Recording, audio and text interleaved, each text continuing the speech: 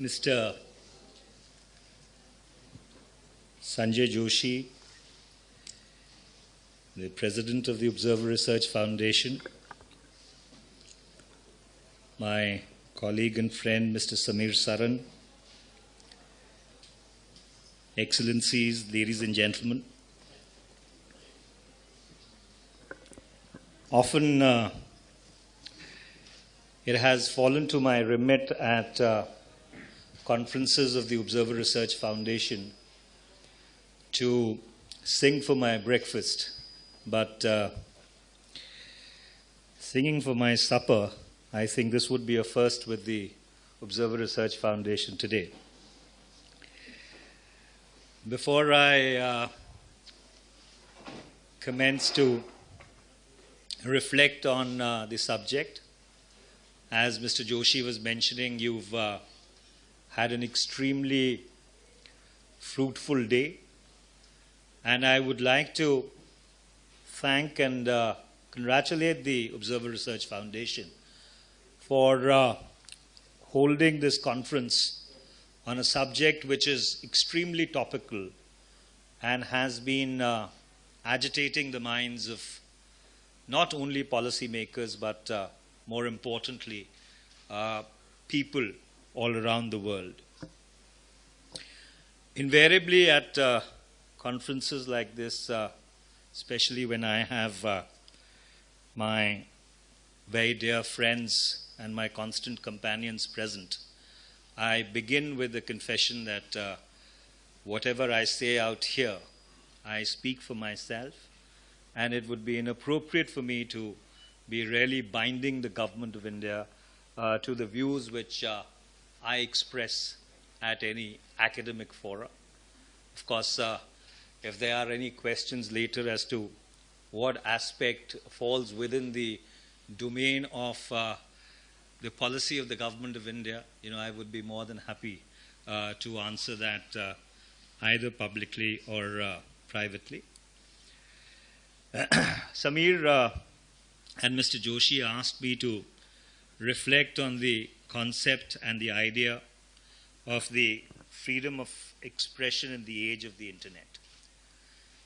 Before I dwell on this subject, let me first try and broadly map the fundamental transformation that has changed and defined the communication landscape over the past 2 decades.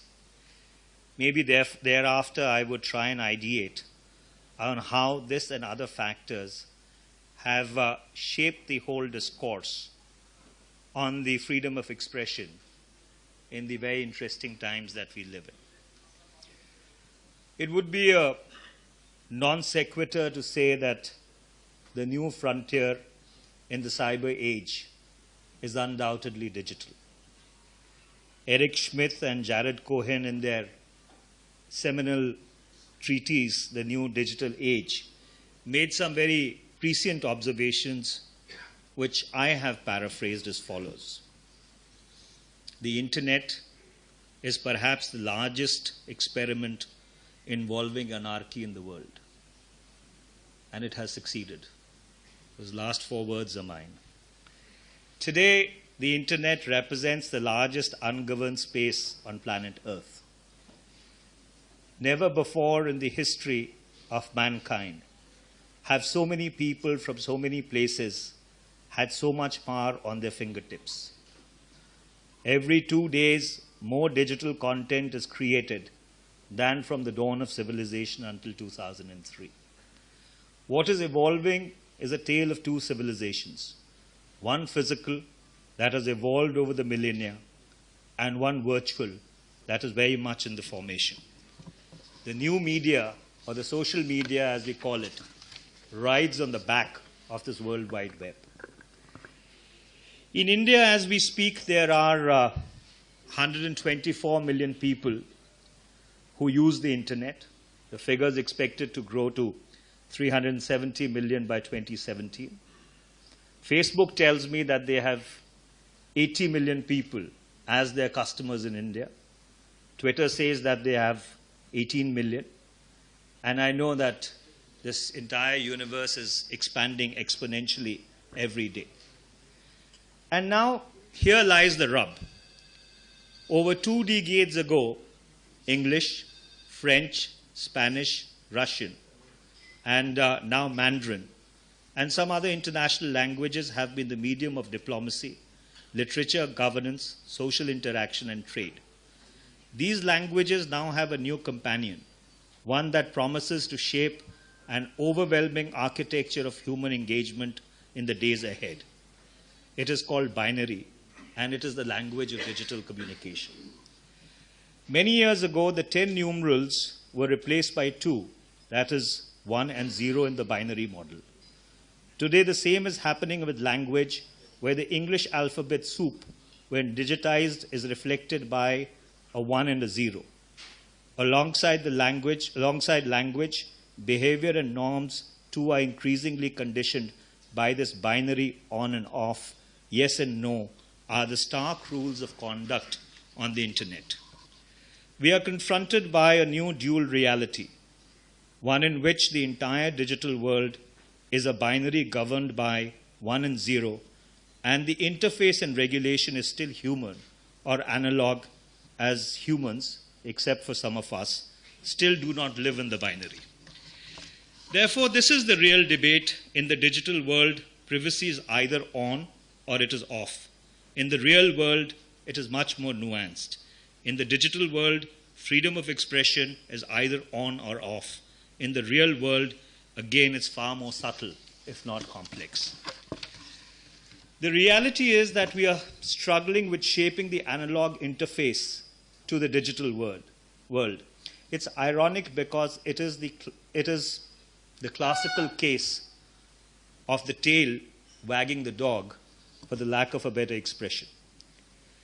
This conference is being held to ideate solutions on how, fundamentally, an analog civilization will come up with responses to an emerging digital civilization that is just beginning to appear over the horizon.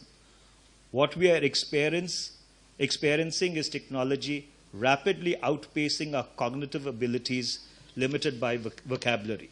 What we confront is a digitally reactive society, either unwilling or unable to evolve responses to a rapidly changing milieu. While these challenges do stare us in the face, I don't think that there is any room for digital chauvinism, for the simple reason that one person's freedom can very rapidly translate into another person's fright. And then the question emerges as to who intervenes, who decides what is freedom and what is fright. For all the absolute privacy and the absolute freedom of speech advocates here and around the world, I would say, fine, but what solutions are you offering for those most likely to get hurt by your absolutism? Are you in fact offering solutions except stating your rights? Who intervenes, and more importantly, who protects, I think is an equally important question. Or are we going to become the Wild West, cowboy country, or continue to be an ethos or a civilization which is still governed by certain rules and by certain norms? We hear both sides of the debate every day. What we are looking for is the median, the balance that will lead to solutions. Should we allow trespassers will be shot type of rules for encroaching on personal cyberspace? What are the personal boundaries? Is it feasible to allow real-world norms to flow to the virtual world without real-world laws also following suit in their wake? Of course, all of this will have to be in the context that the internet is a challenge and an opportunity without a passport, and hence laws and norms will need to be reimagined if they are to be effective. Yet it does not mean that we cede the task of governance to the unknown and the variables without a constant, and in a sense allow Darwinism to define cyber reality, or for that matter, hijack democratic processes. What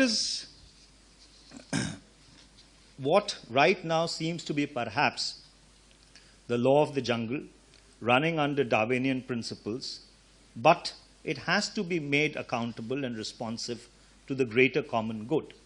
Then the quintessential question would emerge, and it would, of course, be raised as to who defines common good, and to that I would like to respond in all humility that democratically elected governments still represent the legitimate will of the people even today.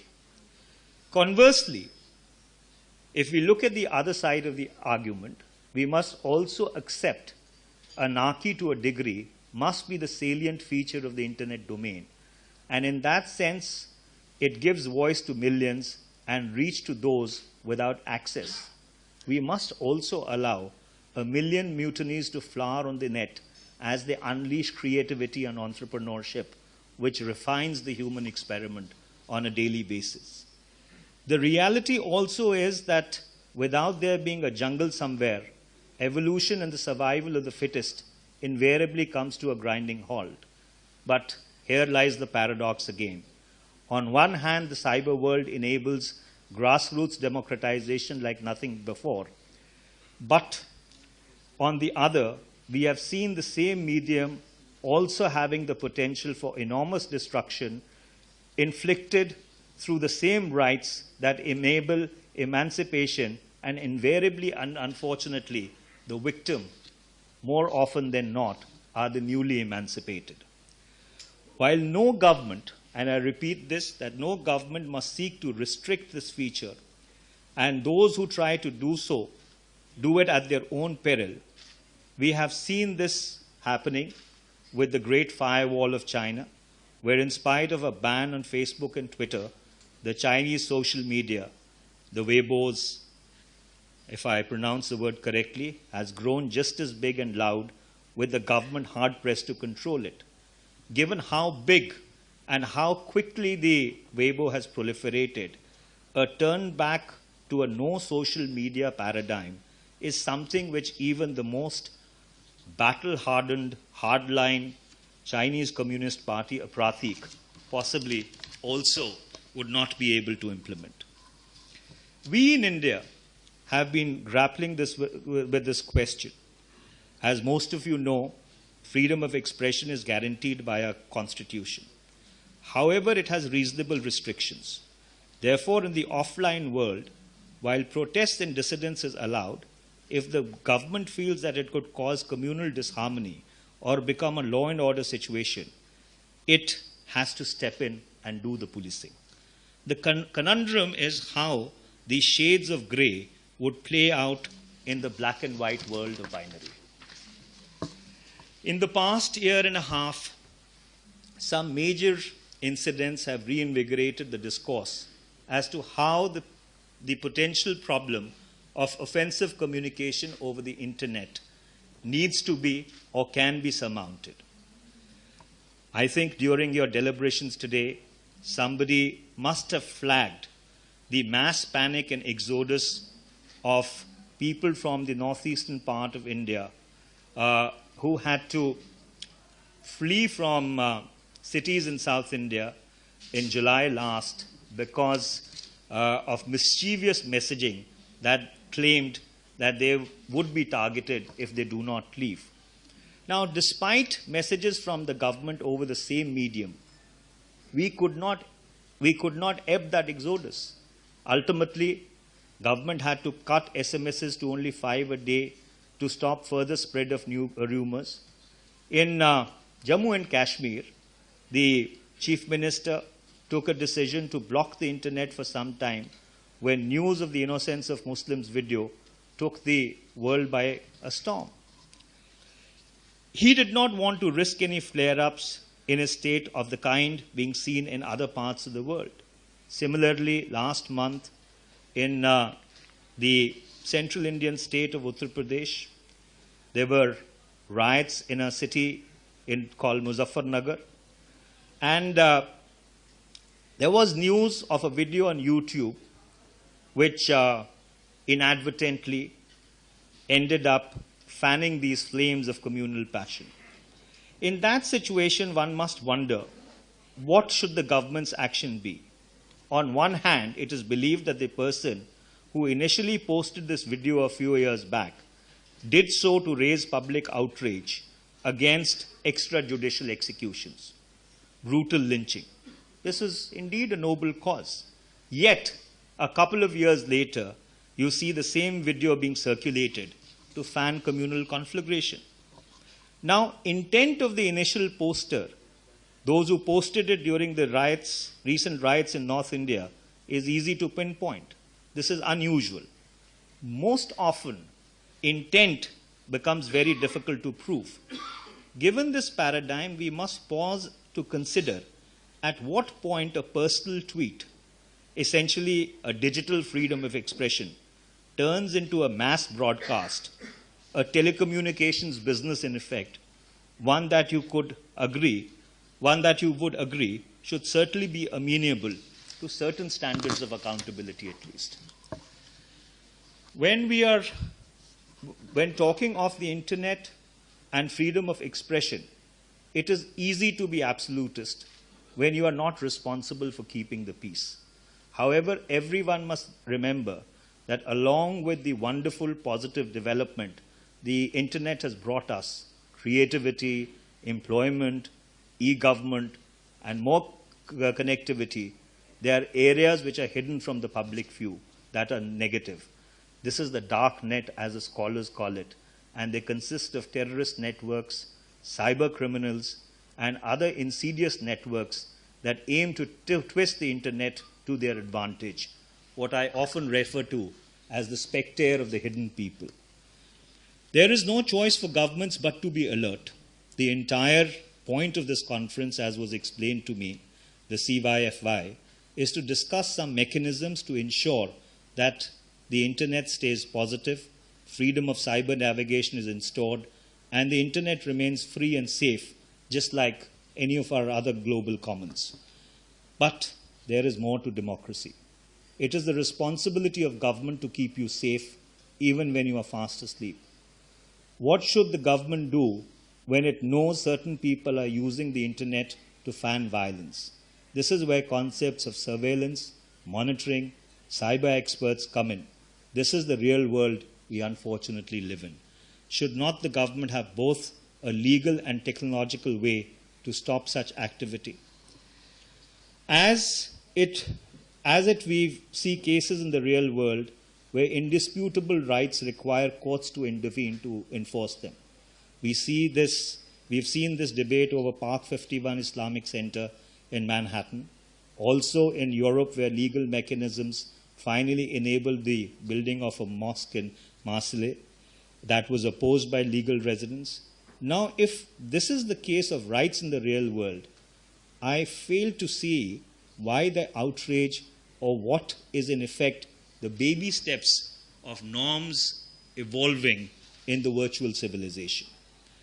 Being a democracy, it's imperative that business and civil society come to become a part of this process, to come to the table, to take a multi-stakeholder approach to talking about how best to keep the freedom of expression alive in the internet age. And this sometimes means deciding what our safeguards are, where the digital red lines are, and the nuances of the new language of our times, the binary. In any democracy, the sine qua non is the freedom of the people, but the social contract that freedom is based on guarantees, security, but the social contract also entails that the freedom is based on guarantees, security to these same citizens. One is not exclusive of the other. Rather, I would argue they are deeply symbiotic. We need to seriously introspect as to what would happen if agreed rules of international engagement do not emerge as a binding international compact that encompasses states and other entities that control the underlying hardware of the net. Would this lead to the balkanization of the internet? A related question which also needs to be considered is access to the internet considered a right, or is it a privilege, or is it a market good? That is, if you can't afford it, then you should remain offline. Should internet openness be at all filtered, monitored, obstructed, or manipulated, as some people refer to it? What restrictions may exist in response to the potential legal, economic, and security challenges raised by the new media? And finally, the question which possibly really keeps policymakers awake at night: at what point in time does a cyber attack qualify as an act of war in the physical space? This transformed communication paradigm has its implications on social ethics, social milieu, and social norms. In fact, the time is just ripe to also introspect about the distinction between the right to privacy and the right to anonymity. For instance, one should not feel free to launch hate campaigns in the name of right to anonymity and infringe upon someone's privacy. Therefore, all stakeholders should deliberate the need to strike a right balance, or in other words, find the equilibrium between the right to privacy and, if at all, there's a right to anonymity. 5 billion people are expected to join the net in the next decade. It could happen sooner. Thus, the internet will spread to some of the most remote and at the same time some of the most unstable parts of the world. This will mean increased information access to healthcare, education, and just as much a more connected world. But we must be aware that there is a lack of a delete button on the internet. As we become more and more active offline, the digital imprint that we create will only increase. This is especially true for young people growing up now, many of whom use online platforms as a natural extension of their physical lives. By the time a man or a person is in his 40s, he would have accumulated and stored a comprehensive online narrative, all facts and fictions, every misstep and every triumph spanning every phase of his life. Even rumors will live forever on the internet. Let me conclude by quoting President Franklin Roosevelt, who said, and I quote, "The only sure bulwark of continuing liberty is a government strong enough to protect the interests of the people, and a people strong enough and well enough informed to maintain its sovereign control over the government." This, ladies and gentlemen, is the balance we all seek. This is, I think, the task of this conference and many other conferences which would be held in the future, to find this golden mean. And I can assure you that policymakers around the world would be listening and taking on board very seriously the solutions that you have to propose. Once again, I would like to thank the Observer Research Foundation for inviting me here, and for all of you having had to bear with this harangue at dinner time. Thank you very much.